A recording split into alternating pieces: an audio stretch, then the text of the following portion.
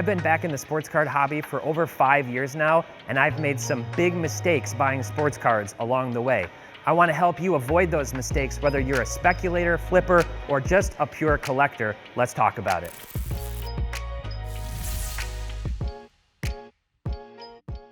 Hey everyone, welcome back to another Market Movers video. My name is Tyler Nethercott, better known as Teapot, and this week, a really important topic.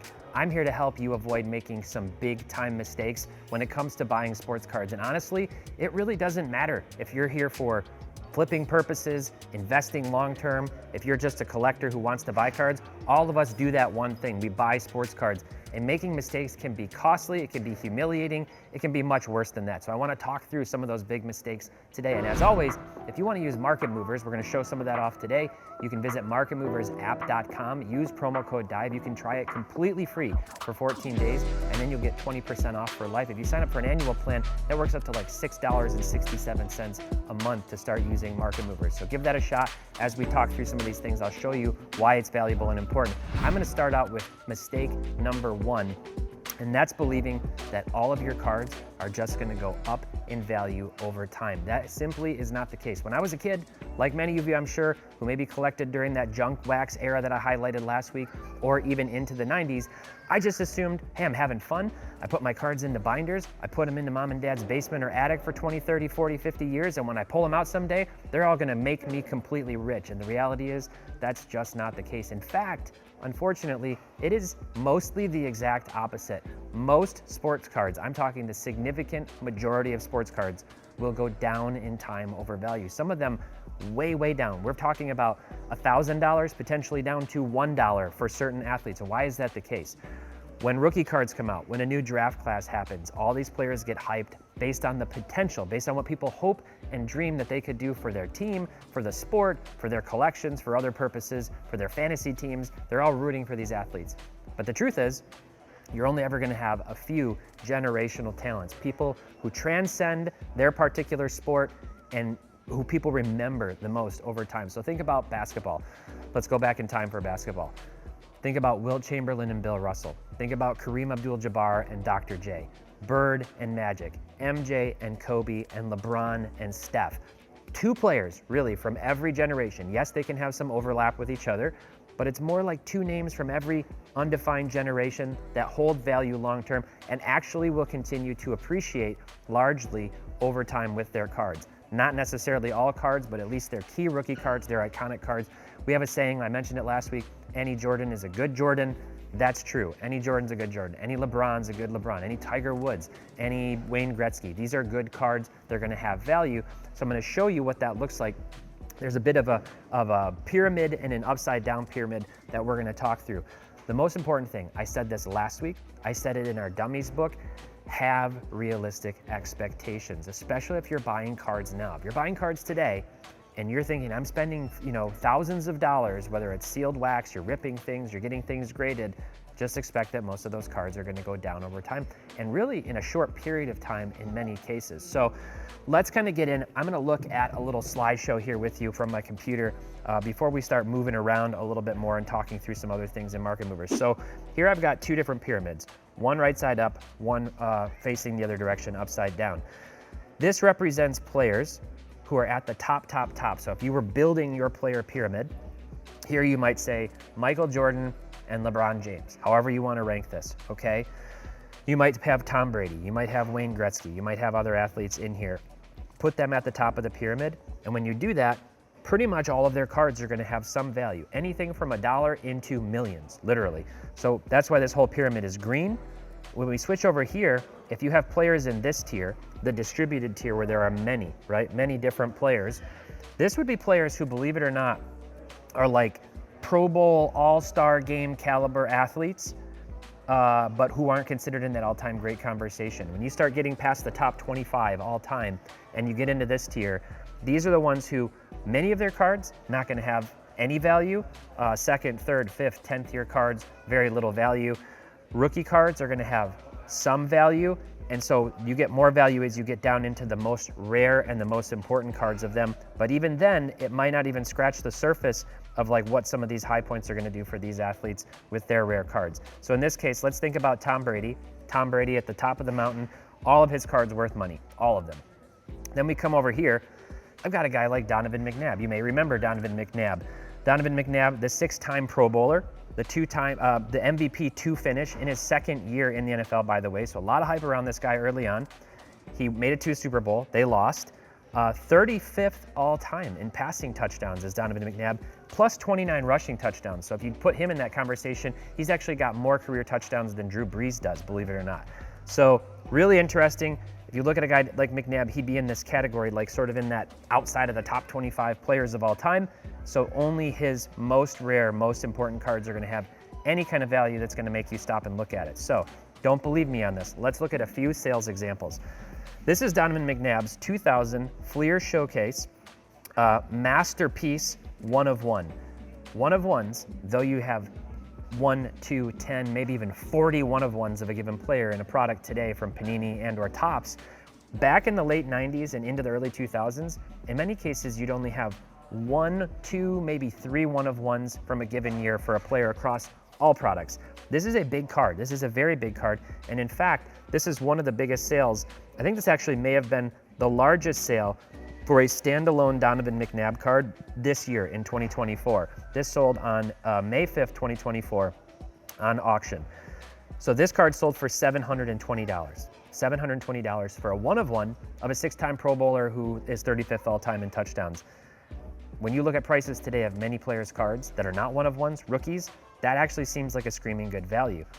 The same Tom Brady card in a BGS 8.5. So if we go back here, this was a PSA 8, BGS 8.5, comparable grades, $396,000 back in 2022. $720, $396,000 for a Tom Brady of the same exact card. Granted, it was a few years ago when cards were still pretty high in value overall, but that is the price disparity. For $720, you can get that McNabb card, or you can get this ungraded Beckett Raw Card Review RCR 8 base rookie card. I guess this is technically a parallel out of Upper Deck Victory, $720 in June. If we keep, there's this non-rookie card 2017, just random year of Tom Brady, marble parallel numbered to 5, PSA 10 condition from Vertex, not a particularly well-known product for Panini, $720. Here's another way of looking at it. How many Donovan McNabb cards have sold in 2024 for $100 or more? So this year, year to date, $100 or more, 78. 78 cards for Donovan McNabb have sold for over $100 this year in 2024. How many Tom Brady cards do you think have sold in 2024 for over $1,000 this year? So not $100, $1,000, over $1,000. I'm gonna pause and let you take a guess, think about it. 2,977. So when you talk about total money funneling in, people want to collect the all-time grades. Many people, many serious NFL fans, even diehard Eagles fans, will go days, weeks, maybe even years without thinking about a guy like Donovan McNabb. They may not even think about him. They're thinking about Jalen Hurts. They're thinking about other quarterbacks. They're thinking about Nick Foles, who led them to a Super Bowl. They're thinking about those players.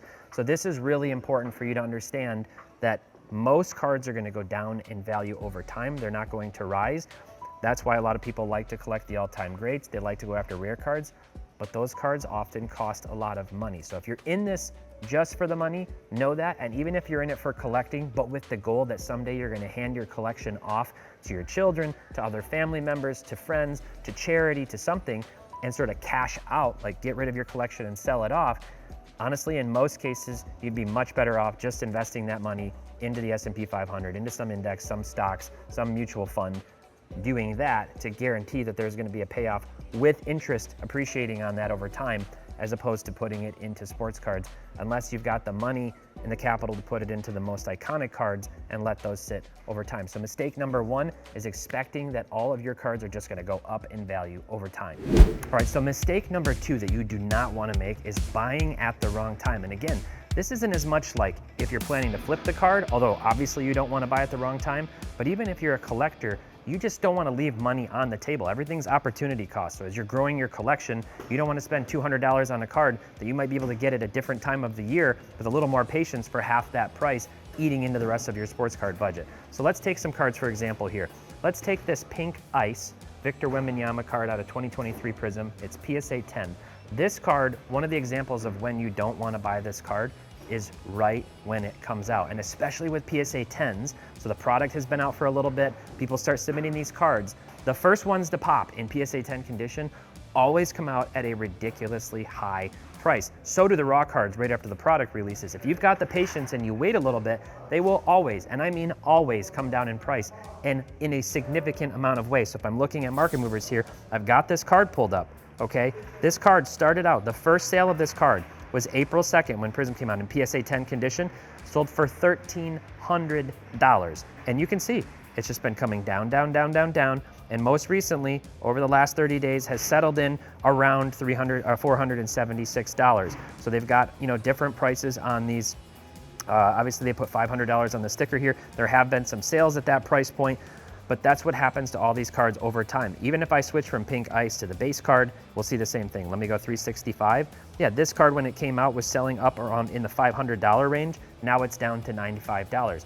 So that's the first time. That's the wrong time to buy when a product first comes out. Just don't do it. And flip side, just as a note, if you have the cards and you plan to sell them then. There will be no better time than to sell them at that initial point, get them out and move on and get into something else. So that's the first time. Another time you don't want to buy, when a player has been absolutely blowing up in a given season. So let's take a look. I'm going to pull up an Aaron Judge. Let's look up Aaron Judge's Bowman Chrome Auto. And let's see what that's been doing recently. Let's go to this one. I'll pop this open. Let's look in, actually BGS 9.5 is a good grade to look at. And I'm gonna go over the last 365 days and look what this has done. So we go back to last year when Judge was hot. That card was at $3,000 last September. Came all the way down to $2,000 and actually settled in at $1,700 back in April, right after the season started. I don't know if you remember, Judge had a slow start to the year, which makes his numbers so far this season even more remarkable.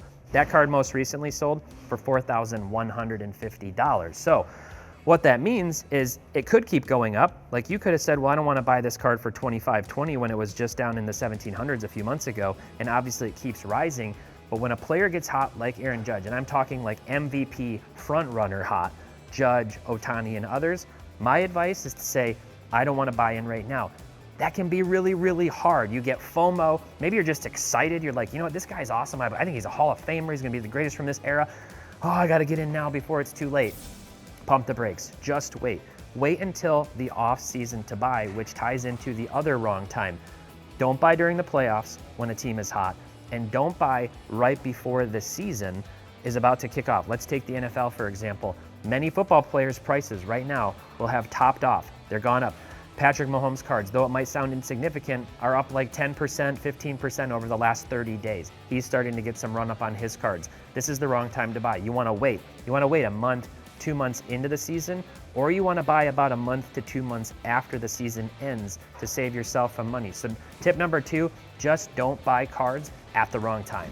All right, before we get into tip number 3, I got to show you 2 more tools you can use in Market Movers to help you make sure you don't buy at the wrong time.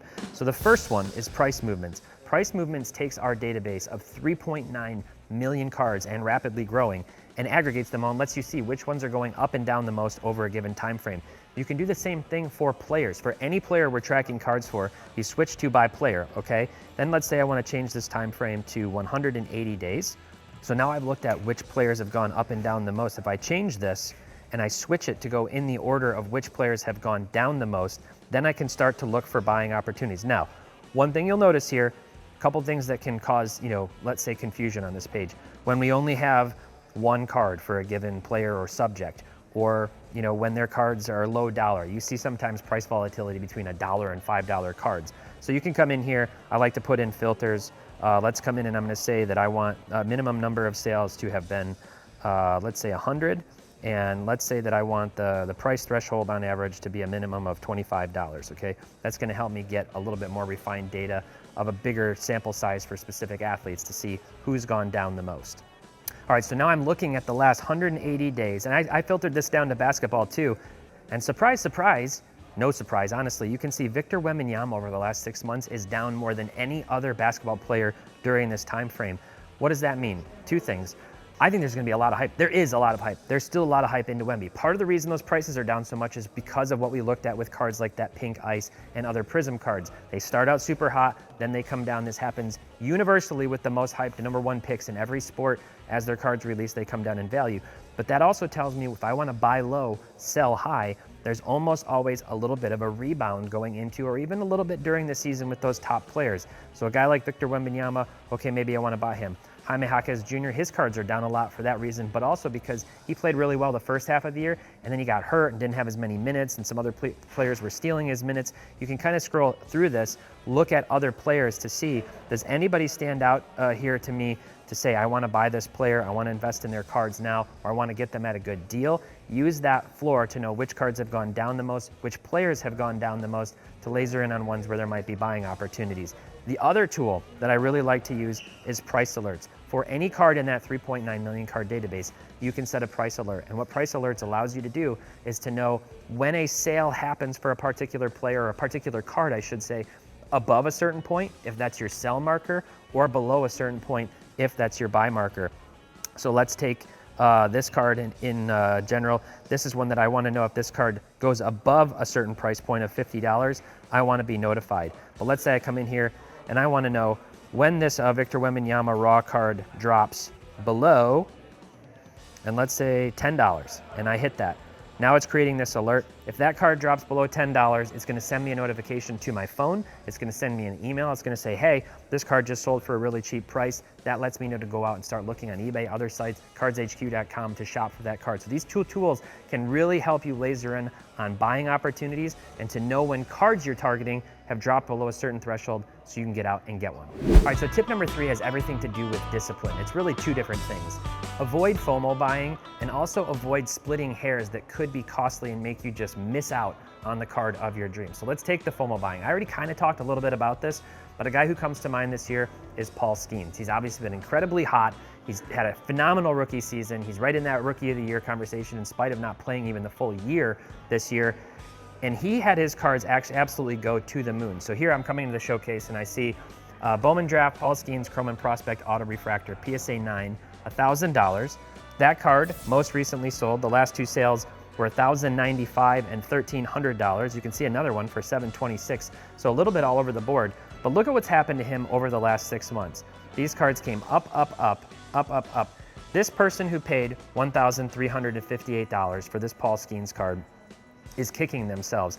They bought that card when? Right at the hype of Skeens, including the All-Star game and everything else associated. That's what I'm talking about. When you go, I gotta get in, I gotta get in, I gotta get in, whether it's just for your own personal fandom, whether it's for the long term, have that discipline and don't just get caught up in the moment. Another specific thing that can happen that's FOMO related, let's say you're just browsing eBay and you're looking at auctions that are ending soon. I've done this a few times, though it's been a couple of years because I don't do it anymore.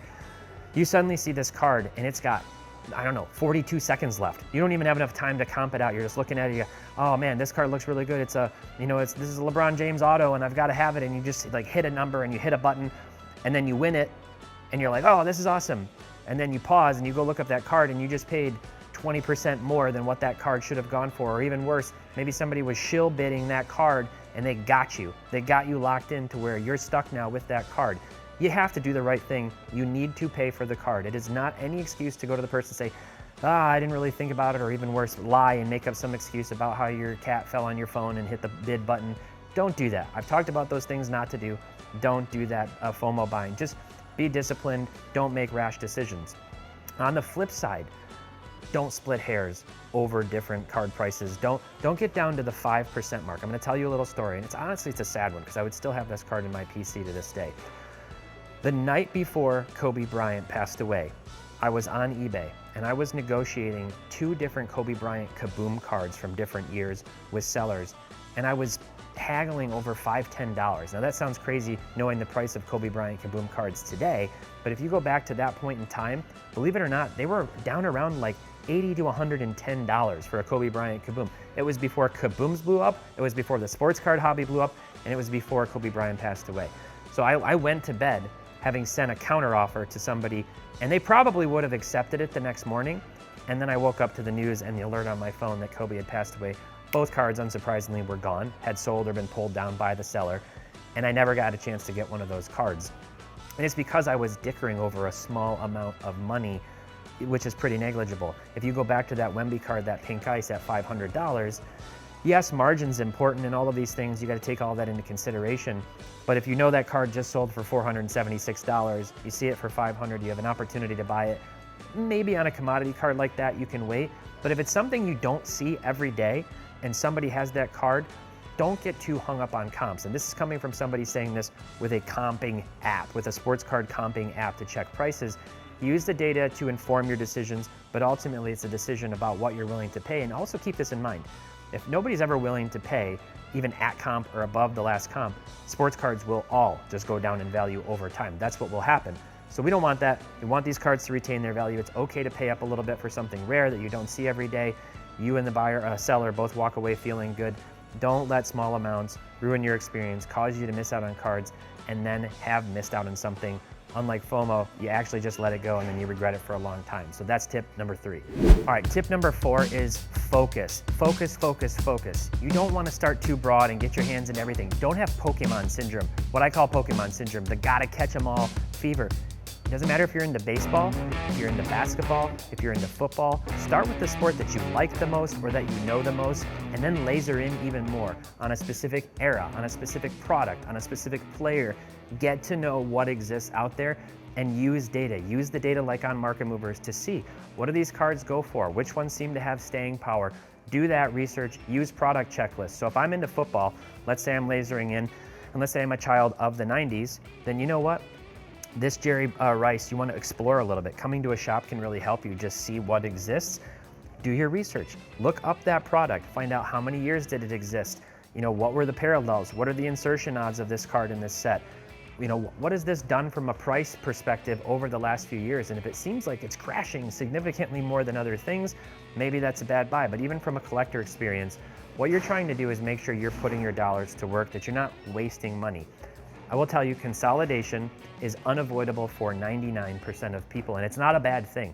What do I mean by consolidation? I mean, when you look at your collection, you wake up one day and you go, wow, I have a lot of cards. I don't even remember all the cards I have. Some of them are in boxes, some of them are on my desk, some of them are on display, some of them are in a vault, some of them are in binders, whatever. All of a sudden you just reach this point, you go, I have too many cards. And I don't have the funds now to go after this really cool Jerry Rice that I'd like to buy. So let me see what I have that I want to potentially get rid of, that I want to sell, that I want to give to somebody else who might enjoy it more, so I can take that money and do this, or fix your lawn, or fix your car, or whatever else you've got to do with that money.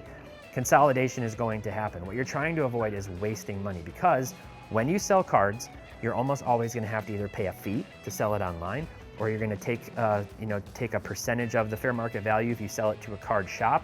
Very rarely are you just going to get 100% of that fair market value, and very rarely will those cards, all of them, have gone up in price over time since you last bought them. So you don't want to spend $100 on a card today, and then a year, 2 years, 5 years later, have it be worth $40, have to sell it.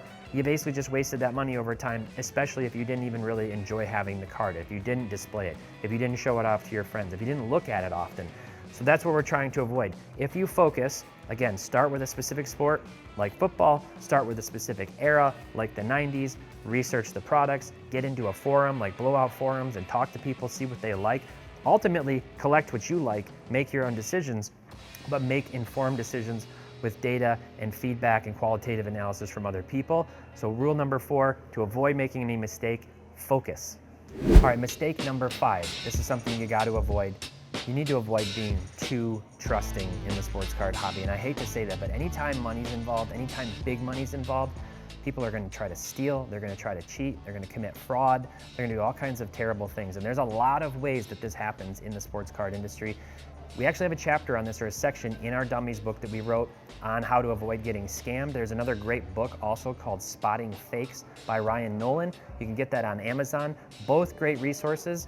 The big thing is there's a lot of different ways. First of all, if you buy a card online, make sure you're buying it through either a reputable platform like an eBay, like one of the auction houses, ComC, some of these other sites, or if you're buying on Facebook Marketplace, Instagram, TikTok, somewhere else, make sure you pay with goods and services, PayPal, some way that you can get your money back, or Venmo, whatever that they call that. It's like the goods and services.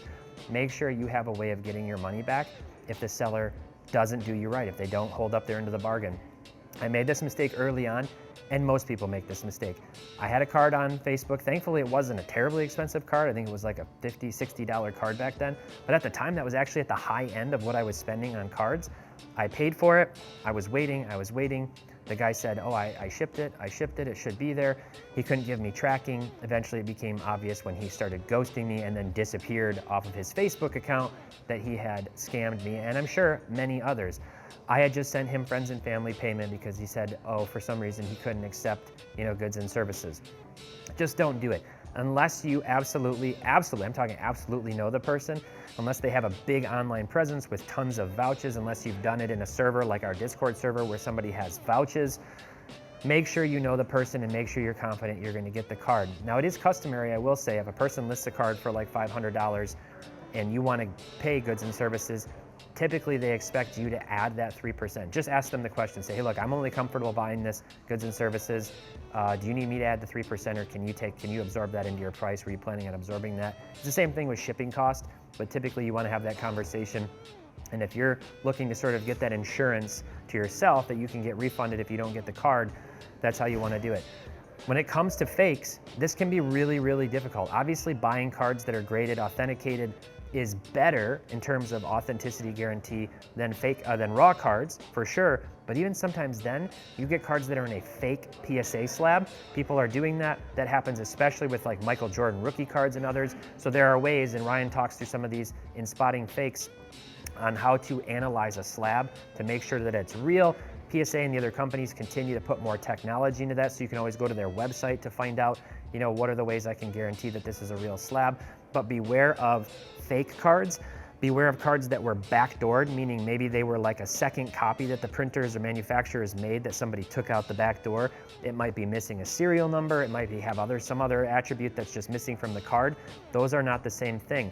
A good example of this also, if you look up fake PMG saga on YouTube, there was this whole saga that happened where somebody bought a BGS Beckett graded Michael Jordan card, and he thought it was a Precious Metal Gems red card, a very, very rare, highly sought after, expensive Michael Jordan card that was graded as BGS authentic, when in reality it was altered. It was a base card that had been colored like with a Sharpie and was altered. It was not a real Precious Metal Gems card, but he paid not full Precious Metal Gems money, but a big significant sum of money, and he chronicled the whole thing, what went down with eBay, with Beckett, with the seller, and all of that. So check that out too as an example.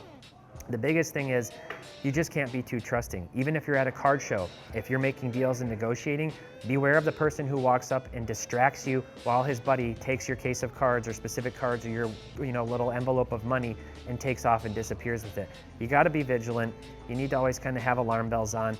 And more than anything, if something seems too good to be true, it more than likely is too good to be true. So just use common sense, take care of yourself. This hobby's a lot of fun. A lot of us have a lot of fun. It's an escape. It's some way that we participate with people who are sports fans or trading card fans, but be really careful and protect yourself. Don't be gullible and don't be too trusting.